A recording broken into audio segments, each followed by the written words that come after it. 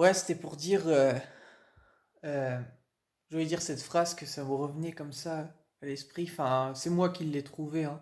Je sais pas si quelqu'un l'a déjà sorti, j'en sais rien, mais en tout cas, c'est ma réflexion. Je voulais dire,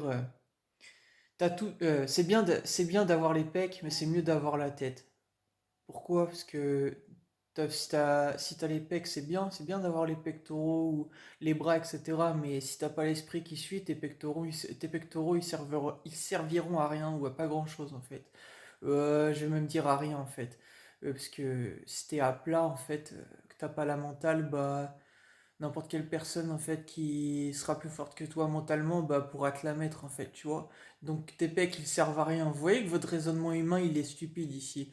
Encore une fois, El Padre Pio il vous l'a dit en fait, donc voilà. C'est ce que je vous disais dans une vidéo juste avant. Et je vais même vous montrer par un exemple là. Bah cette phrase de Booba il disait quoi? Il disait euh, je sais où je frappe, ouais, je sais où je frappe car je sais où tu as mal, petit, tu vois. Un truc comme ça, bref, c'est pour dire ça. Bah voilà.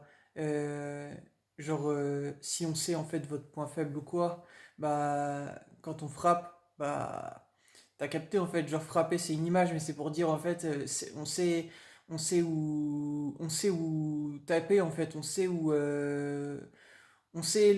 ton point faible en fait, tu vois. Donc bah c'est justement ce qui fait que ce que tu crois qui est ton point fort en fait est ta faiblesse.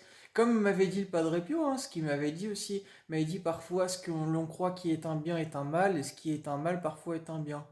Voilà. Après, bien sûr, c'est toujours bien d'avoir les pecs ou quoi, hein. Bien sûr, c'est l'avantage. Mais par exemple, moi si je rencontre par exemple, regardez, un exemple. Par exemple, quelqu'un qui soit. Je suis face à quelqu'un qui est super costaud. Bah, c'est sûr, je vais pas trop faire le malin parce que ça fait peur. Maintenant, si je suis intelligent, bah, je saurais bien agir.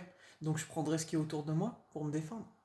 Je sais pas, qu'est-ce que je pourrais faire? J'essaierai d'utiliser l'environnement à mon avantage. Voilà. Donc, bah, je me mets à courir. Il est peut-être plus lent que moi, vu qu'il est plus lourd.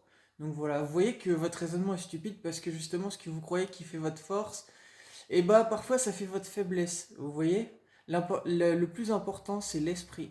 Vous savez pourquoi?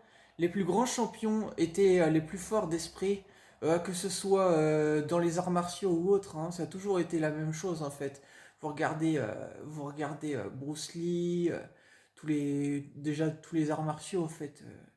Voilà, Bruce Lee, Jet Li, etc. Enfin, l'autre qui joue dans. Comment il s'appelle?